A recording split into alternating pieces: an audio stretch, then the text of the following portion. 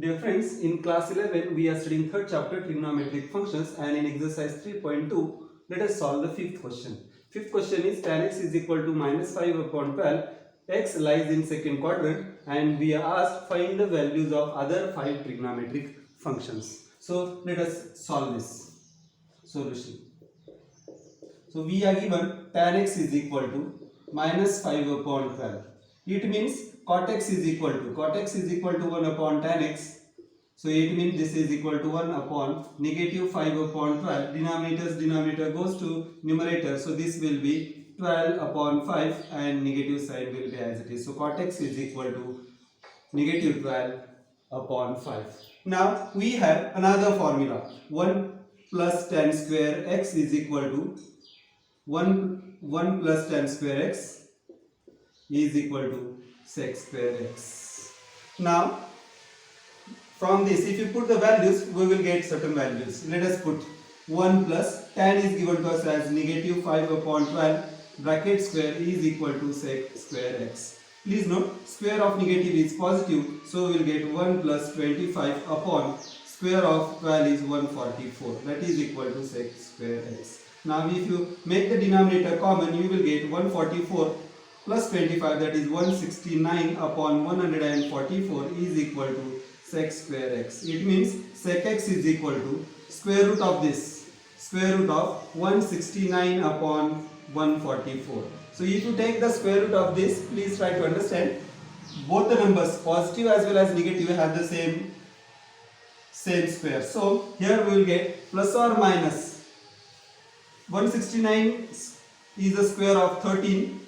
So this will be 13 and 144 is the square of 12. So we will get 13 upon 12. Now we have got two values. Sec x is equal to negative 13, positive 13 upon 12 and negative 13 upon 12. Out of this only one is correct. Let us try to understand. We are given x is in second quadrant. X is in second quadrant means it is in this quadrant. This is first, second, third and fourth. We have already studied how to remember this. Here in first quadrant we have all trigonometric ratios positive. Then in second quadrant we have sine and its inverse trigonometric ratio positive. Then in this third quadrant we have tan and cot positive, and in fourth quadrant we have cos and its inverse positive. So we remember in this sequence all sine, tan, cos.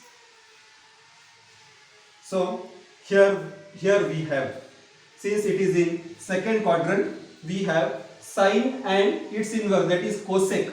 Cosec is positive, remaining all trigonometric ratios are negative. It means sec is inverse of cos, so it is negative. So we will get as x is in second quadrant, sec x is equal to negative 13 upon 12. Now we have got sec x is equal to negative 13 upon 12. We know that cos x is equal to 1 upon sec x. So this is equal to 1 upon negative 13 upon 12. Denominator again goes to the numerator. So this is equal to negative 12 upon 13. So we have got the cos x value. We have got the cos x value, we have got the tan x value. We have one identity. Tan x is equal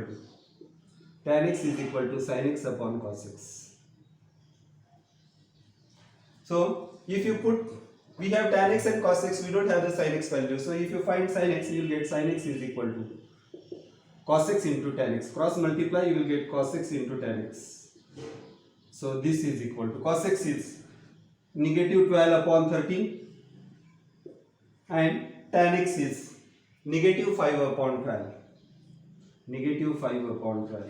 Please try to understand. This 12 cancels with 12. You will have negative into negative is positive. You will have 5 upon 13. This 12 cancels with this 12. Negative and negative becomes positive. You have 5 into 1 is 5 and 13 into 1 is 13. So sin x is equal to 5 upon 13. It means cosec x, that is equal to 1 upon sin x becomes 1 upon 5 upon 13, that is equal to, denominator goes to the numerator, so this is equal to 13 upon 5. So in this way we have found all the trigonometric ratios. So we have this tan x which was given to us, then cot x which we have found, next was sec x. Sec x is negative 13 upon 12, then was cos x, then lastly we have found sin x and cosec x. So cosec x is 13 upon 12. So here we have found the remaining 5 trigonometric ratios. Dear friends, we have solved all the problems of this type. In these problems you must have studied, or whatever important thing is, this formula is important.